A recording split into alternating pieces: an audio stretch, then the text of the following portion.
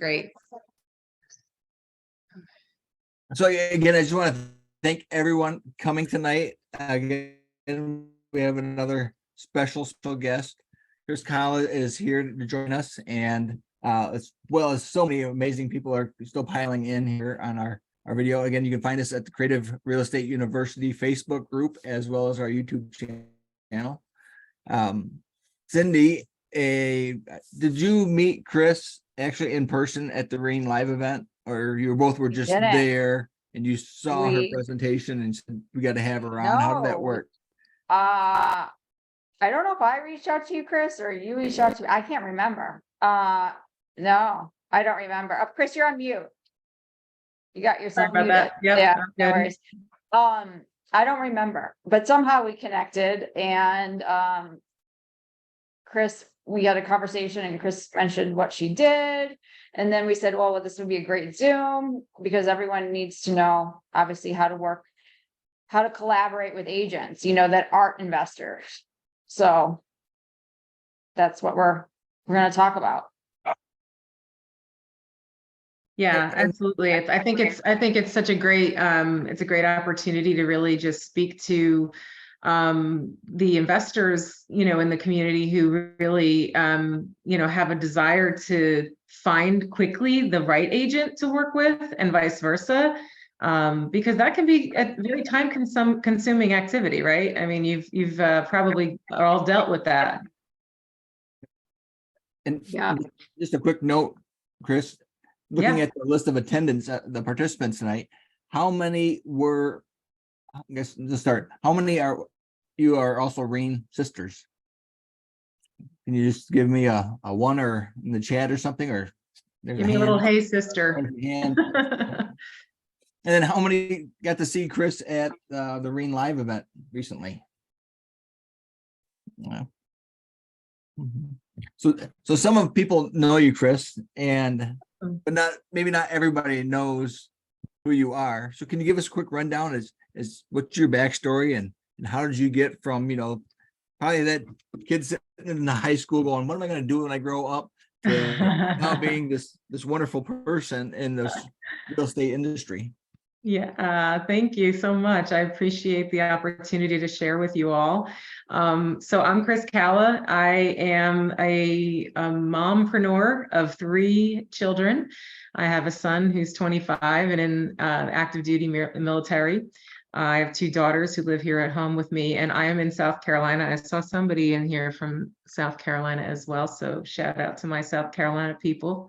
I'm actually originally a lifelong New Jersey resident, and transplanted to what I'm now calling South Jersey. I did the majority of all my real estate investment and agency up in New Jersey. I've been a licensed real estate agent since 2004. So I've seen a couple things. I've worked for a couple different brokerages, and I also have owned a total of to date 5 businesses. I have a master's in human resource management and a bachelor's in psychology, and I have about 10 years of business development, higher education, corporate background, as well as, of course, my REI journey, which I just shared with you before we started, Shane. And that was in 2020, when I finally said to myself, okay, I've been an agent watching and helping all of these investors long enough, and I've asked all the questions, and I've wanted to figure this out.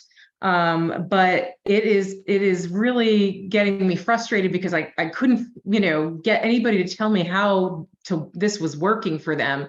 I was doing all the back end stuff for all the investors that I worked with, but it just didn't make those big paychecks that that everybody else was making. So and that's what really spurred me to start learning and really studying REI. I did my very first flip within, I want to say, about 2-3 months after my first course. I secured my first property, and I had within 4 months, I had a 6-figure return on that very first property. Excellent. And then again, did it again within a month of that closing. I was under contract on my next property and flipped it, and another 6-figure return. And I said to myself, okay, I think I've got something here. So I started to really learn to leverage my skill set that I brought to the table as a project management mindset, as far as contract to closing, and being able to help myself through that process and the people that I was working with, but also really that power of working together and corporately partnering with all of the different people that I had the opportunity to work with. And it just really helped me develop some very quick systems that worked really well. So that's a little bit about me. I'm also an exercise enthusiast and a very amateur runner. Just a little bit of personal stuff about me. So Well, that long list of stuff that you do and have done, I don't think you've left too many things out. So fabulous. Thanks. How did you find time and all that you were doing to also become a realtor? So I actually became a realtor to help balance my life a lot better, which I think is really funny, because when I became an agent, the last thing I had was balance. Because if you remember 2005 through 8, the market was insane. There was a lot of business being done, and I had started a family with my new husband at that time, and I said, "Oh, this will give me all the flexibility and freedom." And I realized there was a real problem, Shane, when I was in labor with my second daughter, and I took a listing call in the delivery room, and I said, "Okay, I think I've got a boundary issue or something, and I need to make some changes here." Hey, in my defense, it was $1 million listing, but so yeah, that's pretty much how I got started. As long as you didn't name the baby after the client to get the deal, we're okay. Now that I think of it, that would have been a smart way to remember that experience. So going through that journey, how did you come up with your idea to the Kris Cala company and company Yeah. group and website and your coaching program? What led to that? So what led to that was when I joined the REIN. That was my first REI, educational experience. I noticed a lot of the women in the group were having a hard time with comping properties, and they just started coming to me left and right. Help me with these, numbers. Can you help me analyze this stuff? And so I was doing that, and then it became like so much so that I started to help people with keeping their deals together. And because as a real estate agent, you are a solutions mender. I mean, you figure ways to get these deals to stay together and not fall apart, so that you can make everybody win, and you know when to walk away. So I think that that was really the birth of it for me, because I had already been mentoring and coaching both in my corporate career before I left that, and then also in my brokerages. They had me teaching. So that was really where I said, I think I better be a better steward of my time and my efforts and my energy. And so I started my coaching program, and I've been coaching, for about a year now, and I love it. It's really been very rewarding for me to help people. I've developed some really fun tools. And just being able to see people kind of click very quickly. Like I just had an opportunity to talk to somebody in California today who's one of my students, and she was making her first offer, and she was getting her pitch deck ready for her PML, and she was all over the place, and she didn't know where to go. And I just sent her some resources, and I got her to focus, and I helped her understand what her very first thing to do was first, then her next step, and really created a good action plan.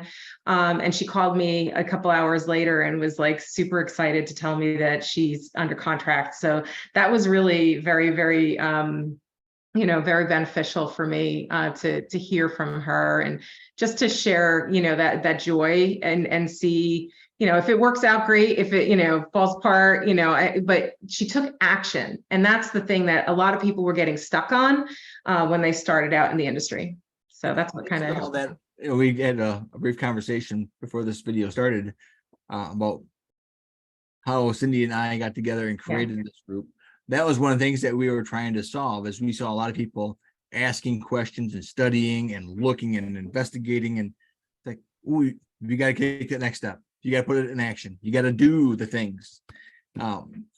And by getting together as a group, we kind of hold each other accountable and say, hey, did you get that LOI submitted? Did you hear back from the client? Did you get that one under contract? How's it going? Are you stuck somewhere? Do you need our help? How can we help? And that's just fabulous. And when one of our teammates has a win, even though we're not winning, right? It's not our deal. Boy, it feels so good though. We've helped that person, we supported that person, and just to see the community grow in the last several months has been fabulous. So I feel you where you're coming from. It's just an amazing thing. Yeah. And this client of mine from today, if this whole thing works out, her ARV is she's looking at a $200,000 profit possibly. So there's a lot of potential there. So seeing those wins happen, like you said, even if it's not for you, it's just understanding, because this woman wants to quit her day job. And that was me when I first started investing. I was like, I got to get out of this rat race. I got to get off this golden handcuff. And I really got to find something that works better than just straight sales as a real estate agent too. I love that, but there's dips, in that industry, and creating multiple streams of income, even with referrals and things of that nature. And I'm sure you're seeing some benefits to that within your program here, the network, itself, and being able to share that knowledge and support one another. It creates business opportunities, right? Absolutely. Yeah. So when you first, and again, I'll just keep on asking questions and talking with you. And so if you have a presentation you want to get on to, just let me know. But otherwise, I'm really curious as to when you started in the real estate as a realtor. Yes. There came a point where you said, boy, I'm finding deals for investors and they're making big money, but I'm hustling. I'm making dimes and pennies. How do I get that paycheck? And I always wondered, realtors always seem to have this great opportunity, but there's so few of them that actually make that transition. How is it that you did it and why? Yeah. No, that's such a great question and observation, because it's the truth even today.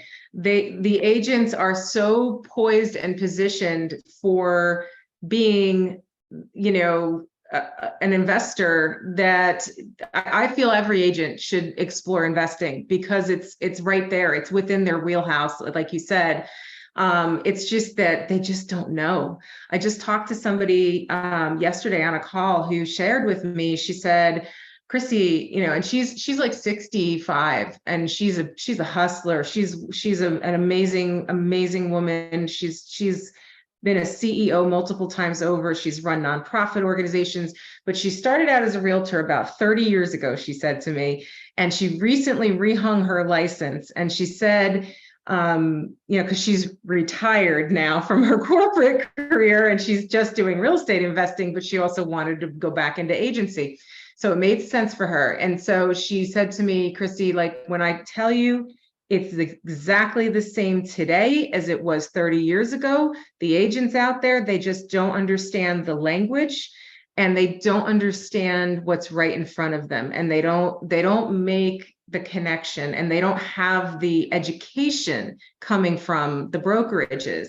And I said, I know, because I was that person. I was frustrated too when I was an agent, and I needed to figure out how to unlock that. It was like a lost, figure. Yeah, I was actually wondering if there were any realtors here tonight myself, because it would be great if we could speak to that.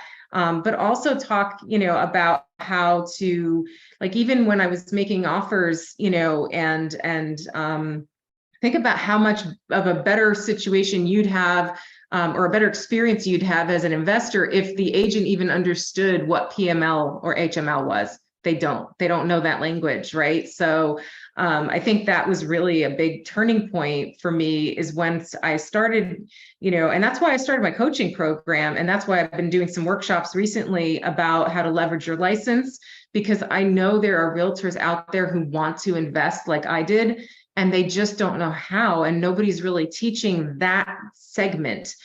There's a lot of people just teaching, there's tons of gurus, right? There's Pace Morby, there's Reen, there's Bigger Pockets.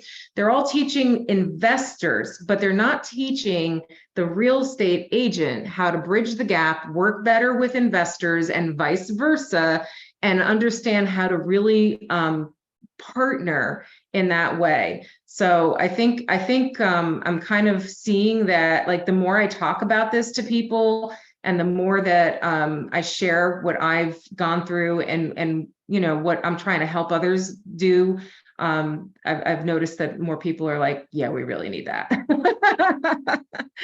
You get yourself poised at a great point, between that realtor world and investor world. So I think you're onto something. Oh, I hope so. I hope it helps. More importantly, like, I hope it helps people, because like you said before, the industry is moving fast. And it really does. It needs people to catch up. You know what I'm saying? I mean, it definitely needs people to catch up. Monica, good luck. Yes, Monica. That's exciting news.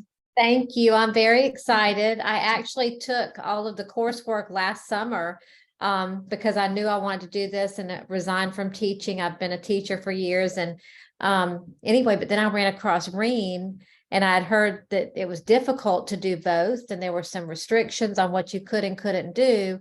And so at that point, I thought, oh, well, I've signed into Reen. I'm going to focus on investing for this year, because I knew I had a year to take the PSI. So I kind of had it on hold.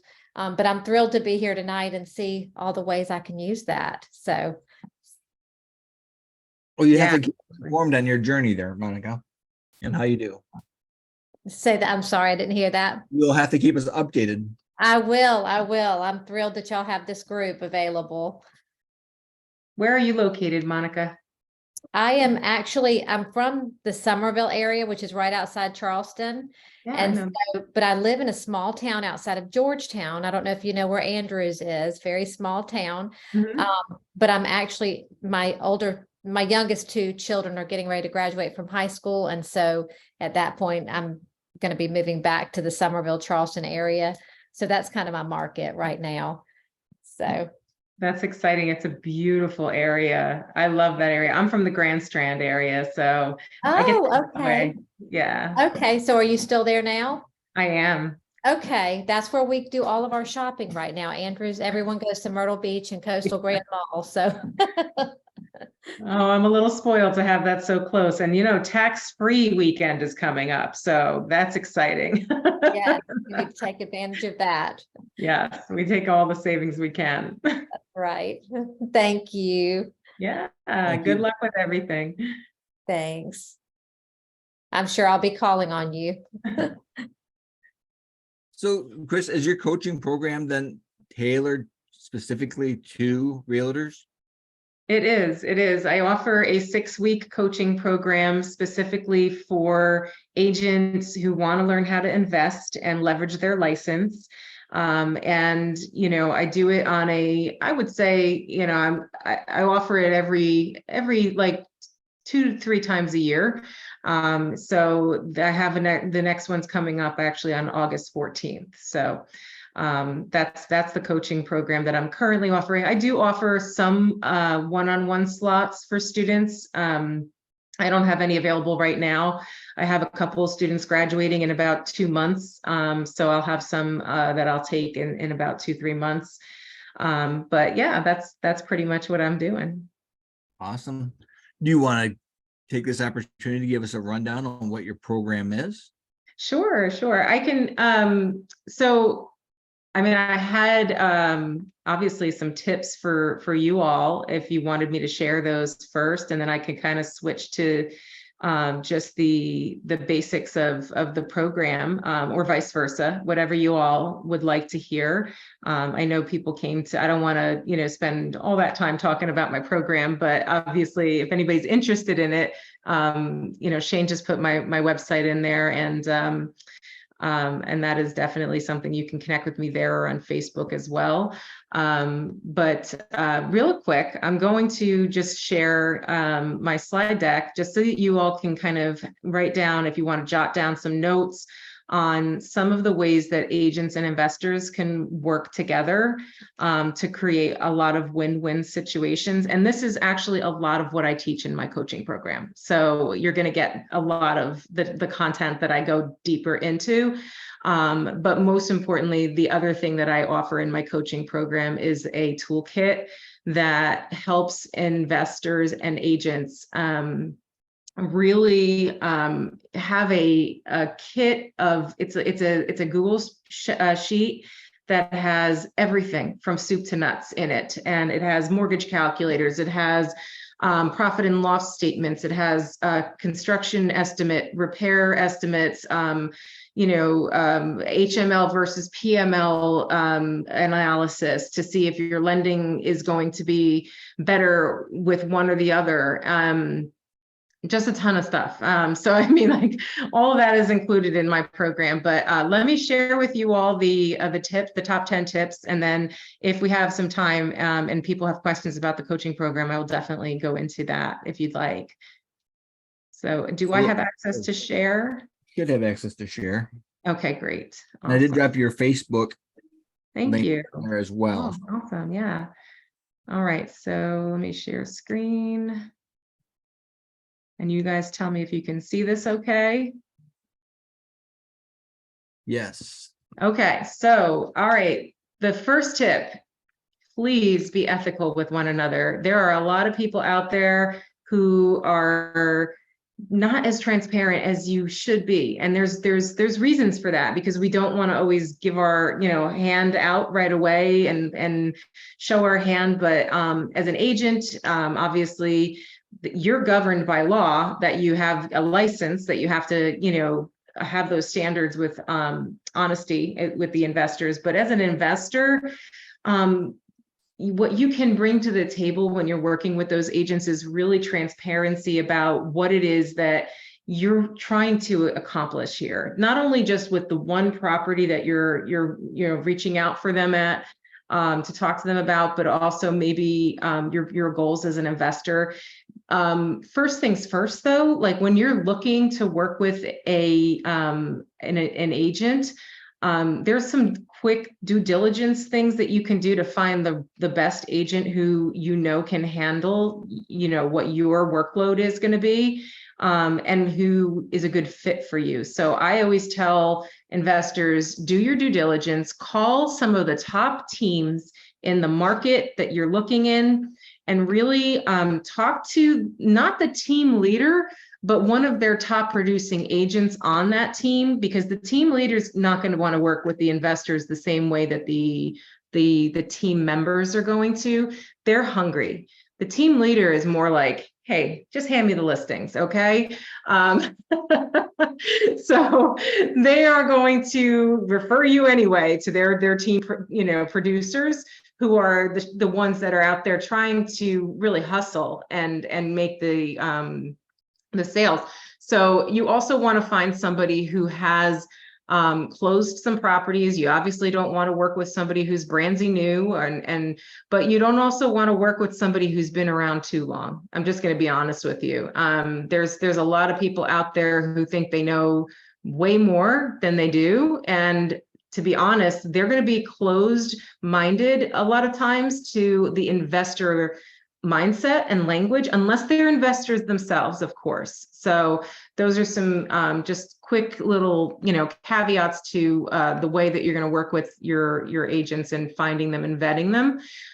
So the second tip that I have is obviously respecting timelines and deadlines. So please, please, please, you know, investors, you know that this agent is relying on a contract and a closing date and all of those different points in the contracts that, in inspection timeframes. I know that's a big sticking point for a lot of agents.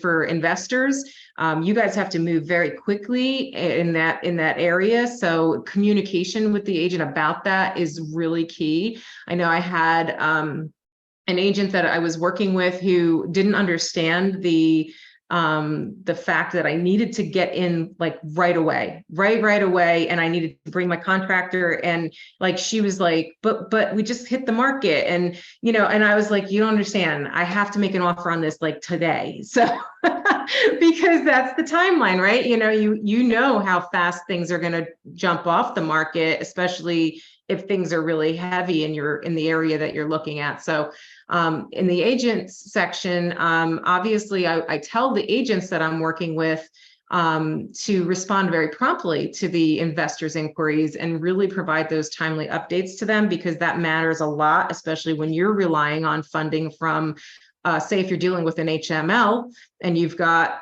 different draws coming and you have different contractors in and out and things of that nature, and you need to be able to communicate effectively through that process. Sometimes they don't understand that.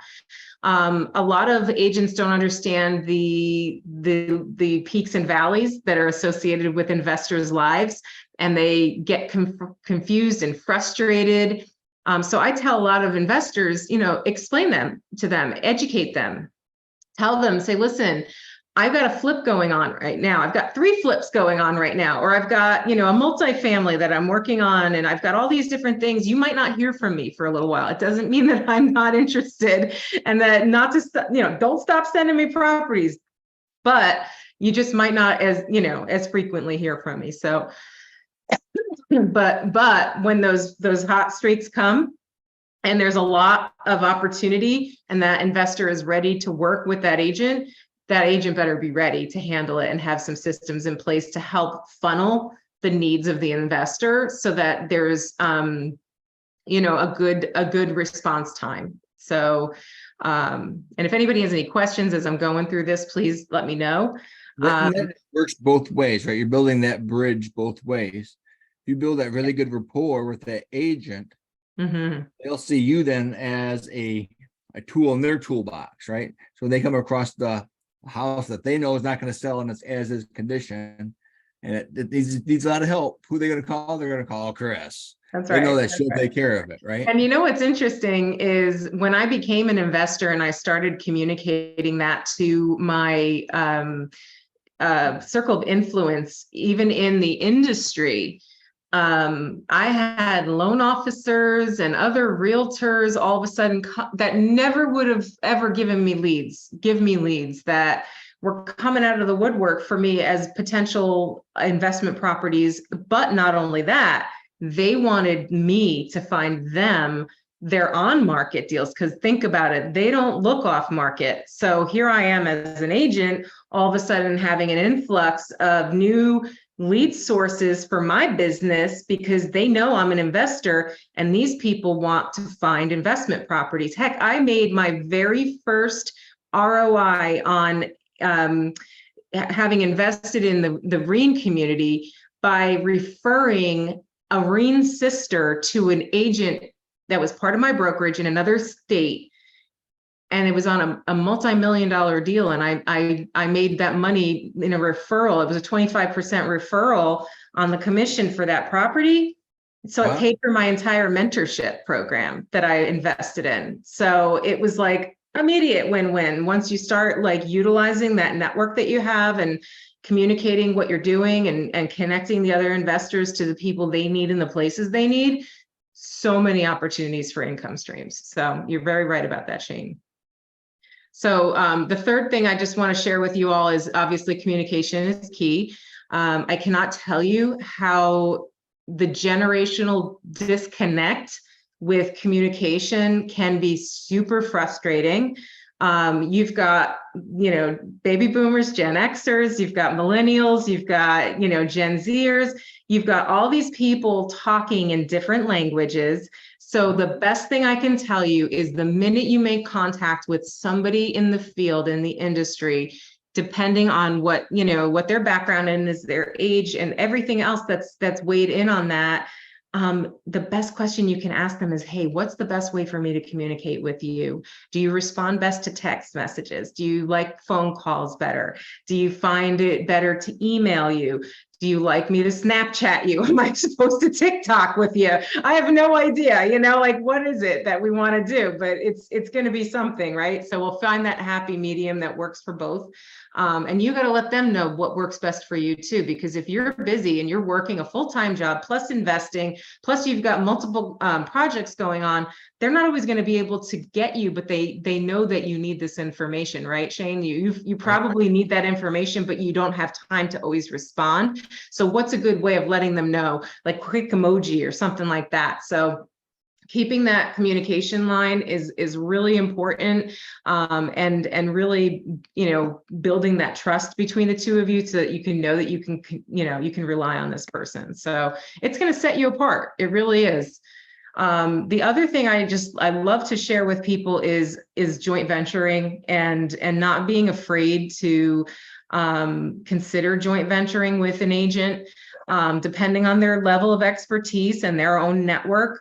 Because think about it, if they're highly connected and you're in an area that you've never invested before in, writing them into that contract for even like a potential ownership share, or some sort of a kickback above and beyond commission, that's going to make their day. They're just going to be super happy and they're going to feel like they're part of the team. And so, that's something I share with the agents. And obviously I want those agents to run those comps, pull that data, access those tax records, and make sure they understand what a deal is. That's the biggest thing. If you haven't educated them on what that looks like to you, it is not hard to explain ARV without confusing them. I mean, what do you think, Shane? Have you had any issues with that? Yeah. It makes me laugh because when I first did agent outreach, and I thought I was clear on what I was looking for, right? First mistake. And I said, I was looking for fixers, right? I was to fix up properties that I can turn, and certain very specific area. Yep. Next thing you know, and I talked to a couple different realtors, and next thing I just started getting all the listings for these areas. I'm like, right. No, that's not what I wanted. So when you do cast out that information, like you said, sometimes you have to be clear and say, and make sure that feedback was, that communication was received, right? Yeah. Yep. And, so not you're just hearing me say this, right? I'm not just looking for any house. It has to fit a very specific buy box, right? It has to be able to be something that I can make a return on. Yes, Not gonna live in it. 100%. Yeah. Absolutely. And that's actually a great segue to this next slide, which is really understanding the market dynamics from the investor view, and understanding what it is that you're looking at as opposed to what the realtor is looking at, right? So helping them understand, why you're targeting this particular neighborhood, this kind of home. I have one investor who constantly would not look at anything unless I filtered a certain way. And so don't even send me these houses unless they have a garage, a full second bath, and a basement. He wanted a basement in every house because he wanted to be able to finish it. So for him, because that rental market, people were allowed to live in the basements. They didn't need an extra permit for it. He finished them. He forced the appreciation on the property, and he was really able to make, the most out of it. But if I sent him something that didn't match that criteria, it was really, kind of, it didn't, if something slipped in, or if it was like a mistake or something on the MLS's part, he'd be like texting me like, what's the matter with you? I told you I don't want these houses. I'm sorry. I put the filters in, I swear. So yeah, I mean, really having that understanding of what it is the market's doing too, and how it's trending, especially if you're looking in some of these, up and coming locations.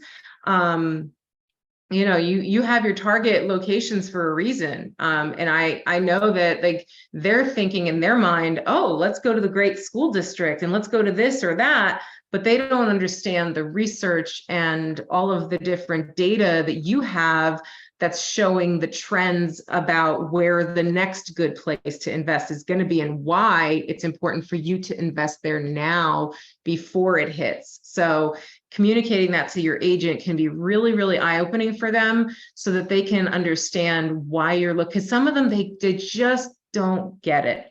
And a lot of times they just think that they're doing the best they can to sell the most expensive house to you that they can. And that's the mentality that some of them have.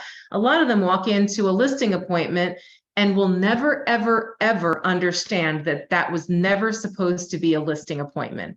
That could have been an investment opportunity for that agent, and that they could have provided a solution to that seller that would not waste 9 months on the market chasing the price because they were trying to get a high sale out of a property that was a dump and needed a lot of work, and there was in pre-foreclosure and all these other things, right? So these are the things that agents, who are uninformed, unfortunately, they misuse their sale tactics to serve a population sometimes that is not in need of their service. They need a different kind of service. And that service is yourself and myself as investors and everybody on this call, right? Who wants to help them get out fast, not sit there with a for sale sign in on their yard collecting dust. Am I speaking to the choir? Anybody agree with me here or what? So Chris, that's a very good point, because a lot of new realtors will come to a listing meeting and they'll find out there's no way I can sell this house. Mhm. We'll have to sell it for $350 just for them to clear their mortgage and for me to get my commissions and pay closing costs. And the house isn't worth $320. There's no way this is going to move. I'm out, right? Rather than taking that to someone who might know an investor who can come in and do some creative financing. Absolutely. Yeah. Alternatives. So do you spend much time educating a lot of those agents who don't have that experience, or do you really try to find the agents who have the knowledge and work with them? Or It's a little bit of a combination of both for me as I've gotten involved in this more, Shane, because I feel like it would be a disservice to the ones who want to understand. So there are some out there who really truly want to understand why it wouldn't work for them. And there's other ones who I won't even work with because I know they're just in a different lane. They're the dream house, agent. They like to do their waterfront listings. They like to do this or that, the other thing, commercial. So we have to find our people, right? We have to work with the ones who want to work with us. And so, yes, you can try to educate them a little bit here and there, if you're going to, happen to be in their path. So, and sometimes they just won't, it's like staring at a blank wall. They just don't get it. They're like, huh? They tilt your head a little bit at you when you try to give them like some insight. And now I understand why, because they're not locked into that. Does that make sense? Makes sense. Yeah. So, yeah. And so this is really why, like I said before, it's so important for each other when you do find that good person that you want to team up with and that you want to make a business partner out of. Find out what their goals are, because like I said, there's that other lane where they're keyed in on XYZ, but that agent that you end up pairing with who is is investor friendly, they're investor friendly for a reason, right? They want to learn probably what you're doing. Maybe there's a way that you can, maybe they're working a full-time job and they have a really nice, 401k that they don't even realize they can use. And so that's a private money lender opportunity for you and for them as well. So there's a whole bunch of different ways we can partner together and creatively solve problems. So this is exactly why I share this next slide and this next tip, which is offer those creative solutions. and really try to find different ways to maximize returns on investment for everyone involved, and really, partnering with that agent and vice versa, the agent partnering with the investor. What are you doing to support the investor's business? Are you hooking them up with your best contractors? Monica, when you get your license, you're going to already have the leverage of knowing how to be an investor. So this is going to be a great tool for you to use if you do decide to work with investors as their agents, and really put those solutions in their hands, and help them, find the resources that they desperately need, especially if they're not from your area that you're, working in. And that was really something that helped me kind of set myself apart from the other agents out there when I became I was already an agent, an investor friendly agent, and I had been doing all sorts of different things. I was staging for them. I was, providing a lot of different services that some of the other realtors weren't. So, it was just really, really beneficial. And then, vice versa, they were just giving me tons and tons of listings and potential, buyer, opportunities to find their investment properties. And, I did a bulk rate commission for them and things like that. So they'd keep coming back and sending me, because that source, a lot of the agents out there, Shane, are so focused on your one deal. And they don't realize the power of the relationship and what it brings to the table. And so my mission is to truly help them understand, if you help them do one thing, they're going to remember you 9 times out of 10, and they're going to bring you the non-investor clients that are in their lives that need help in that area, that need to buy and sell their home the traditional way. So you'll still make money off of working with that investor. It's just not directly from their deals all the time at the maximum that you would normally charge your regular clients. And again, if you're so focused on that pretty house buyer, right, the family that comes in to buy that house, you make a great impression. Maybe you'll be able to sell them another house 10 years from now, if they remember you. Yeah. And find a good investor. Yeah. Active, they can be doing 6 to 10 deals a year. Not only that, but think about the business partnership opportunities that you and the investor can bring each other to the table by sharing networks together, by going out to lunch with your, local CPAs, your local attorneys, your local title companies, finding those those investor friendly, professionals that support the industry, and then working together on, some of your bigger, dreams that you're looking to achieve, right? That's where it gets fun for me. So Kris, a question that comes to my mind, we're talking about dealing with an agent or an agent dealing with an investor as far as being an end buyer, right? So what about the dreaded word wholesaling? How does that feel from the agent's perspective? And what should an investor do when their exit strategy is to wholesale a property, not necessarily buy a property? Yeah, that's a great question. Yeah. And it's one that freezes a lot of agents like a deer in headlights, because they're just so nervous about the ethical and legal concerns that are around wholesaling potentially. But it's really not that big of a thing. And I try to explain it to the agents. I say, listen, check your state regulations and make sure you're legally allowed to wholesale. If you're not, then stay away from it and let the investors handle it. If you are, then you absolutely can be a part of that process. You just have to disclose. You just have to disclose. Disclosure is the only thing that's legally required. That's it. It's the only difference, right? So that I know of, at least. Hey, I don't know everything. So if I'm missing something, let me know. You talked about being honest and transparent, right? So as my word of advice to investors, if you're going to deal with an agent and your game plan is a wholesale a property, tell them you're going to wholesale a property. Yeah. Be upfront with that, so they're not under the impression that you're the end buyer. This is a done deal. They know that if they get a phone call from somebody else saying, "Hey, I saw your listing and so-and-so's trying to sell it to me. Yeah, Just don't, just be Right. upfront and let everybody Yeah. know what's going on. Yeah.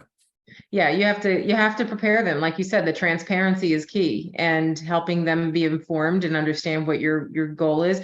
But also like saying, listen, if you want to bring a buyer, sell it to your buyer, and I'll still give you a commission. I've done that for other people and I've been paid wholesale commissions. So it's usually a flat rate, and if you a lot of wholesalers advertise that as well, right? So at least on the sale end, once you get it under contract and you're ready to assign it, you can do that too, right? So from a agent's perspective, does it make a difference? Do you want to have that wholesale contract assigned versus just bring me the end buyer and we'll JV or sometimes have a commission share? It's either way, it's really whatever works best for everybody involved. There's no definite answer. For me personally, I mean, I don't care. Like as long as it's a win-win situation and everybody's happy at the end of the day, that's the way I roll. I'm pretty laid back when it comes to that stuff. Cindy and I have kicked around the idea of setting up an agent outreach training, right? And actually Yeah. have some members of our community get together and we'll show you how to go out and properly introduce yourself to agents in a market that you're trying to get and how to identify your buy box, what it is you want to buy and how you're going to buy it, and build that rapport. What are some of the do's and don'ts we should watch out for before launching a agent outreach program? So I think a couple things you could do is you could check with maybe like a local real estate school in the area, and talk to, the people who issue the licenses, maybe the local board, communicate with them what you're trying to do because the transparency is key and there's nothing wrong with what you're doing. It's not illegal. I think it's a great way to make relationships and bridge, community. I would also maybe talk to some loan officers and get them involved in the process because they're very passionate about education and also about supporting any type of activity that gets them in on the deal, especially if they are, a non-QM funder and they do DSCR loans and all of those types of out of the box, financing options. I would say, and they like to sponsor lunch. That's the other thing. They always bring a meal. So all right. That'll offset some of your costs because it's a marketing thing for them. They just want to get their face in there and they want to be investor friendly, even if they don't understand what you're doing. They want to learn. A lot of the lenders I know. So sorry, my dogs are going nuts in the background. And I don't know if you can hear that or not.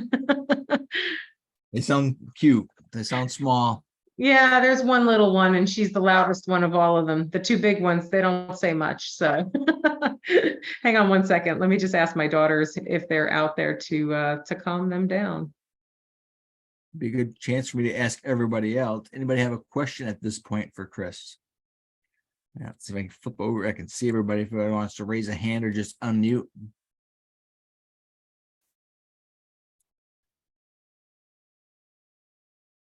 All right, we must be answering all the right questions, Kriss. Must be doing All a good job. right. Awesome.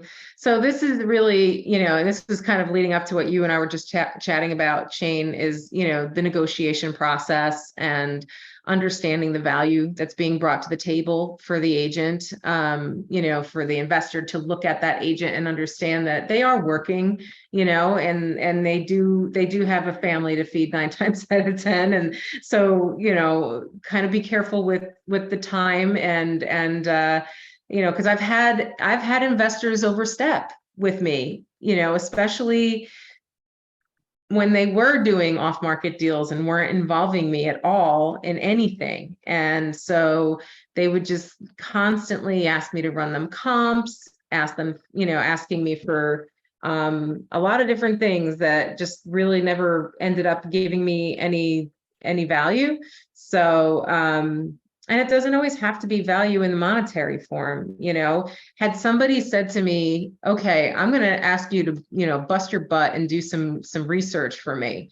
But instead of, you know, paying you for that, I'm going to take you into one of the deals that I get as a result of, and I'm going to give you 5% payout or 10% payout, you know, if you do X, Y, Z, and they'll just do like a quick operating agreement or something like that. Make it worth your while, you know, like try to find creative ways, gift card, I don't know, did dinner or something. I don't, just something if Something you're more than a pat on the back, right? yeah. So I think those things go a long way. A personal phone call, you know, a thank you, you know, because sometimes I would do this stuff and nobody would even thank me for it. And that was really difficult to swallow because I knew I went above and beyond, you know. So I don't know how you feel when you do that for somebody and then you just don't get anything back as an acknowledgement even for it. So I think it's part of those learning to have good boundaries and set expectations up front now. I think that comes with maturity as well. But, you know, and I think as an agent, I try to teach people to advocate for the investor's best interest and really negotiate in a way that aligns with what they're trying to achieve. Like I said before, that bulk rate commission for multiple properties in a very short period of time. You know, I had one time frame where I had you know, somebody doing a fix and flips in this one neighborhood. It was an adult community. They were like probably anywhere between 80 to 120,000 each. And back in 2005, that was actually super expensive. So, but because I had like 6 of them in 6 months and they were churning them and burning through them so quickly, you know, I was giving them a 1.5% commission on my end for listing them. And so that was making them really happy. And 9 times out of 10, if I sold it to the buyer, I would knock down my commission on that end too, just to make it all the more lucrative for everybody involved because it was so quick. And so, you You know, were just doing them one after the other, yeah. yeah, and the market was hot, you know, so I had other stuff coming in and it just made everybody happy to do it at that rate. And the other thing that's really great as an agent investor, and Monica, you're going to love this part, is that you can max out your commission or decide not to charge commission on your own deals, obviously. So when you have your license and you're able to, you know, figure out based on what tax bracket you're in and how much money you're making, whether it's better for you to charge yourself or not, because you need the write-off, right? Or, you know, whatever. And all those expenses that you're dealing with as an agent when you list your own property, such as staging and such as things like that, that you would normally pay out, they go on your P&L statement as an agent and you can write those off. So yeah, that's another really great thing. Oh, that's awesome. Yeah, that's a fun thing. We have a question. Jason, yeah. you want to come on and ask your question? You can unmute if you'd like.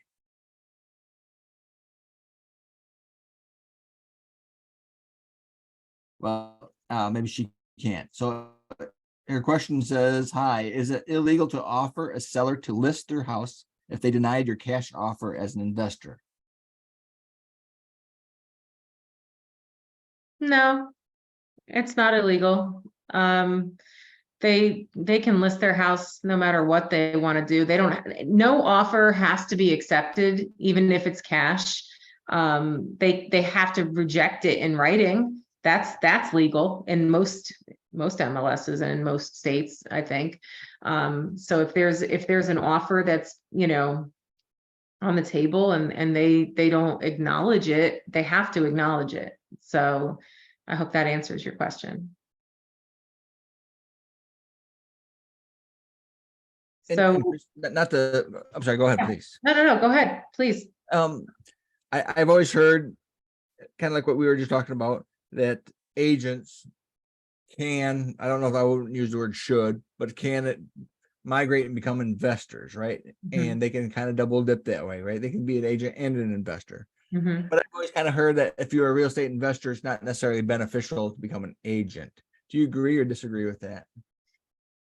I just think it depends on what your goals are. I think it's beneficial in a lot of ways. I just shared one of them with you, as far as the commission savings. That's definitely something that is a nice benefit, is if you end up working with a broker who allows you to hang your license with them, and you can sell your own houses for free instead of having a FSBO situation. You're on all the MLSs, and all the data is everywhere for your property to be maximally, marketed. And, so I think that's a benefit. And I also think it's a benefit because there's so many different deals that come off market, like pocket listings, that you get to hear about when you're an agent, that are, especially if you're working with within your sphere of influence, and the other agents that you're friends with or working with in your brokerage, they know you're an investor. They might come to you first before that house even hits the market, and they may just say, listen, I know you're an investor, you might want to look at this before I put it in MLS. So those are some great benefits. I mean, there's a lot of other ones too, and I go over those in my program. So as investors that we're out here, we're working with agents, and we come across an agent who just has lots of questions. I don't know what PML is. I don't understand what wholesaling is. I don't know what you're trying to do, and just talk about sub two or trying to make a property owner finance. What are the best ways to overcome some of those hurdles? Do we just say, oh, you gotta go meet Kriss? They can come meet me. They can sign up they can actually join if they really are interested in learning and supporting the investor community, they can join my Facebook page. It's a free group. I'm going to share it in here. I'll just move forward to it. If anybody wants to, I just started it because people were asking me to give people a place to connect. And so it's called License to Leverage Women's Real Estate Agents Investors Community. I know it's for women. I'm sorry, Shane, but I deal a lot with women from REIN, and so they were really interested. But yes, so this is where I would have them go if they're interested in learning more about how to work with investors. And if investors are thinking about becoming licensed, this is a great place to come to work with agents who are investor friendly and who can help you understand some of the benefits of doing that. So I just launched this actually. Awesome. And so, yeah, I haven't really publicized it much, it's just kind of just kicked off last week. And, I already have, a couple members in there that are very, very cool people, and they're eager to share and grow the community. So I'm excited about that. Kriss, we have another question. Tiffany has her hand raised. Tiffany, Oh, yeah. Unmute. Yeah, I was just curious. I had one realtor that I was talking to. She is kind of a realtor friend. And so I was asking her, I said, and she knows I'm an investor. She wants to be, a realtor / investor herself. However, I said, if I brought, a property to you, do you have like a referral fee? And she said their brokerage doesn't allow it. Have you heard some of that? They don't allow them to have like a referral fee given to somebody. Wait, so are you a licensed agent or no? I'm not, no. Okay, so you're bringing her a property to sell. Right. That's somebody you know. Right. And so you wanted the referral fee, or you wanted to, I'm trying to make sure I understand. Yeah, I was just curious because I've heard, that referrals and referral fees, and I just wasn't sure. Not being a real estate agent, is that not allowed? So yes, that is true. And that's another, actually, to Shane's point earlier in his question before, what are some of the benefits of having your license as an investor? Even if you don't become an active agent and you just get licensed, you can refer properties to her then and earn a referral fee of up to 50%. depending on the commission.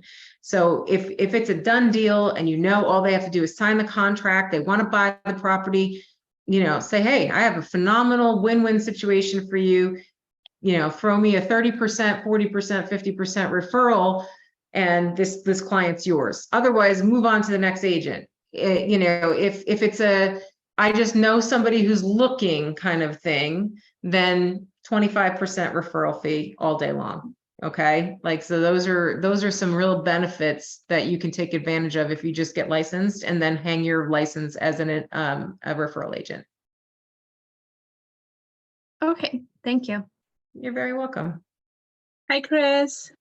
Hi. Hi, good afternoon. I'm not sure if my question was answered. I got a phone call after posting it. So I asked about if it's illegal to offer a seller to list their house if they deny your cash offer as an investor.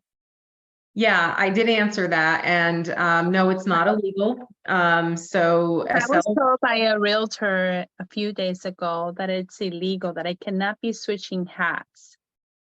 Yeah. wait, so tell me a little bit about who you are and what the situation is. Maybe I don't know enough about it. I'm an investor. I am not licensed. Mhm, So I'm wondering when I do pass, because I want to be licensed, right? mhm. And I want to know when that happens, you know, I'm going to be both an agent, right? And an Mhm. investor. And let's say I offer a cash offer to a seller, they deny it. If then I can go ahead and say, okay, you didn't like my cash offer. Would you like to list your house with me? And she said that that's illegal in Oregon. It may be in Oregon. You'd have to check with the, if I were you, I would check with the Division of Banking and Insurance for whoever issues the licenses there. The brokers most likely do know. I know in New Jersey and South Carolina, all I have to do is disclose that I'm an agent, that I'm licensed, but that I also am an investor. And if I decide to put an offer on a property, I have to let them know that I am a licensed agent and I can sell their house on the open market. But if they are looking for a quicker solution, I can also buy it for them from them cash and, you know, XYZ, whatever the situation and solution presents. Does that make sense? Yes, yes. So, yeah, and I've had that Listen, just happen for several a couple times. minutes right there and listen to that comment that she just made several times, that is gems falling out. And that was a great little piece of information Kris just gave there. So if you are a realtor and investor, listen to that again. Yes, and can I interject also? It's funny that she says she's in Oregon. They actually, I have heard lots of agents here tell me when they heard that I was doing the investing that I needn't bother getting my real estate license because I could not do it in South Carolina. It was illegal. They said wholesale, and I was starting with wholesaling because due to finances, that is how I'm going to have to start as far as the investing. They said, oh, well, that's illegal. You can't be an agent and wholesale. So anyway, I think it's just rumored. I people hear that and I've heard that too. I've heard that too. Yes. And I think people just say it when they really don't know. And I've had agents tell me that, several of them. They were like, is that even legal? And I was like, yes, it's legal. But I do want to ask you, do you have any recommendations about what agencies I should look at associating with? Because I know some of the brokers don't like for you to do it, but I also know it's not illegal, and you're, you know, just like you're saying, as long as you disclose it, it's fine. So I didn't know if you had any recommendations on what agencies I should talk to or brokers in general. You know, it's a great question. And I can answer this wholeheartedly right now because I just moved to South Carolina from New Jersey and I'm technically not actively licensed anywhere yet because of the move I just made. So I'm literally doing the searching and trying to figure out where to hang my hat. I'm considering EXP. I don't want to go with EXP because they don't allow wholesaling for their agents. So you have to check with the brokerages. You know, the Women's Real Estate Investors Network, which I'm a part of. I'm a part of a bunch of different networks. I'm not just part of them, but they offer a partnership through EXP that they're trying to get me to join. But, you know, I don't know if it's the best fit for me and what I'm doing. I only have my license now because I want to keep it as an investor. So I'm not looking to go out in the marketplace and start selling properties to the local public. I did that for all those years in New Jersey, and I have a very healthy market up there that still to this day is, you know, get referrals all the time, and I just send my clients to somebody else so that I can, you know, concentrate on investing and coaching now. But I did just check in, and it looks like it is legal to wholesale in South Carolina. There is some I guess some conversations in the political arena about it. So I've heard actually positive stuff about that in that area. I don't know. I mean, it's always an ever-changing conversation that we have to keep up to date on. I know that Bigger Pockets does a lot on educating investor agents as well on license regulations and things of that nature. And they have like a whole list of for agents and things of that nature to kind of like access for their community there. There's a whole bunch of different, you know, places you can search, but I would just definitely really, when it comes to choosing the broker that's best for you, you just want to be able to feel comfortable with who you're working with and make sure that they understand and support your goals.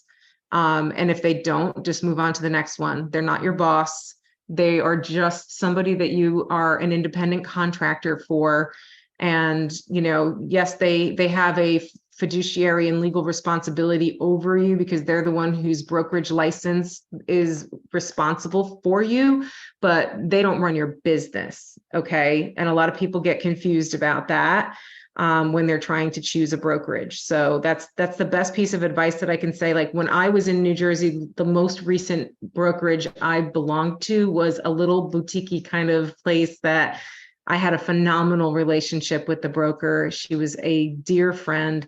She allowed me to buy and sell properties all day long for myself and never asked me to pay for one of them because I was also a high volume producing agent. So I was, you know, the top agent in my office, and she just didn't care what I did with my own stuff. She was very happy for that. So I also want to be respectful of your time. I don't know when your meeting usually ends, Shane. Am I going way over? No, we don't have a set ending time. It's we kind of judge it based on the questions and comments coming in, and as well as Kris, Okay. your time. So, Thank you. Oh, you're Hey, very Kris. welcome. Kris, I have a question. It's Sandy. I'm in Colorado and I actually work with Tiffany, but she's an agent. She's here. She works for EXP Mhm. and she does wholesaling. She actually teaches classes.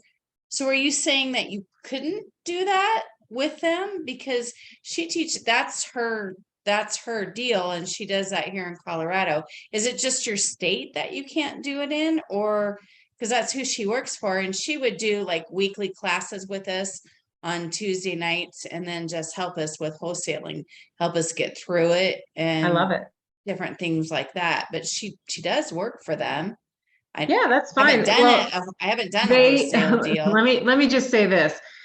EXP specifically told me that they don't really encourage wholesaling through the partnership for realtors through the Women's Real Estate Investors Network. That's who I was dealing with directly. I'm not sure if she's a part of that, but you know, when I asked them about it, that's the answer I got. And I know that it has nothing to do with your state. It has nothing. And I would love to talk to Tiffany myself, because that's my kind of gal, you know? Excuse me. bless you. Absolutely. We'll have to have another Do a show. panel. We should do a panel together. We'll have to come on and I that'd be would a love great- to know too, because I had actually talked to ESXP as well, and they had said the same, the two that I talked Huh. to, but they were with Reen. So I don't know if that Yeah. has to do with Reen more than EXP. I'm not sure. Is that, I don't Yeah, know. they kind of said out of the side of their mouth to me that they do allow it with certain people who have high volume and a large amount of experience with it, kind of thing. But I think probably because Reen is more of an educational forum, and a lot of newbies are coming through the door who don't understand a lot in the beginning. So maybe they're trying to, from a risk assessment perspective, I'm not sure. Well, it was interesting. Her name's Maggie here. I mean, I don't know if connect you with her or whatever. I don't know if that matters, but she picked up a bunch of us. It's totally outside of Reen. I Mhm. mean, she picked up a bunch of us Reen. It was non-Reen and whatever. And it was Yeah. really helpful. It was like 7 classes. And they're like, this is what they're gonna have me focus on. This is my main thing. And then she said they had different agents that focus on different things, but I don't Right. know. I just thought I'd throw that out there. Yeah. So Yeah, I agree. Yeah, no, I think that sounds like very innovative. Yeah. Well, Chris, is there anything else in our time that we have together? Do you want to talk about your program, your coaching, tips, anything? Yeah, I think that pretty much covers it as far as like what my main, my main tips. Just continuous learning and building of relationships were the last two things that I always just try to, really work on with people, and just doing what we're doing right here, just continuing that conversation, learning and growing, and really just communicating well. I think that there's nobody who knows it all, right? So Right. and I think the thing that I love the most about working with agents is that they know, for the at least the most part, that something crappy is going to happen during every contract, right? Whether it's on or off market. So they don't get freaked out, I think, as much when they transition into investing. And a lot of investors forget that they have that ability to solve the problems. So look at them as a true, partner in that. And just encouraged to continue, having those conversations. And if anybody is interested, I will be posting on my Facebook page and in the group that I just created, the community we created together, actually, the leveraged license. So that is going to share my next workshop coming up. So I do a free workshop every few weeks, just sharing ways that you can leverage your license in real estate as an agent investor. Awesome. Excellent. Feel Yeah. free to post that in the Creative Real Estate University Facebook group as Well, well. I thank you very much. I appreciate that. And I will continue to spread the good word about what you're doing here. Appreciate that. And I Thanks always for having want me. to end by saying, what can we do as Shane and Cindy, or we can do as a group, the Creative Real Estate University group? We have 1,600 members right now. What can we do to help support you? I think just sharing my my offerings as far as the and obviously also helping me out whenever I need a deal or funding or things like that. Like, that's so great to have as many places as possible to go to collaborate and share opportunities with each other. That's a blessing for me, like, to be able to do that. And just having a wider net to cast, opportunities too. So I'm great at finding the deals and finding the funding and making the funding work. So I'm always happy to, help people by running comps and things like that. If we have like some sort of a win-win situation, we can do that too. Fabulous. We'll Yeah. definitely keep you in mind. We'll definitely spread the word about what you're doing, and we look forward to hopefully talking about a wholesaling group maybe do another Zoom and have you on and get Tiffany, maybe a few others on. That would be a fun little Zoom as well.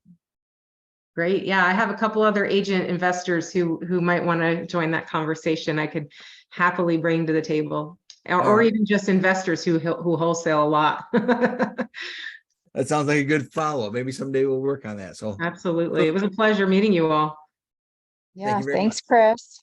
thank Thank you. you, Thank Cindy, you. for Thank you connecting. so much. Thank you very much. Thanks, everyone. Bye-bye. All right. Have a great night.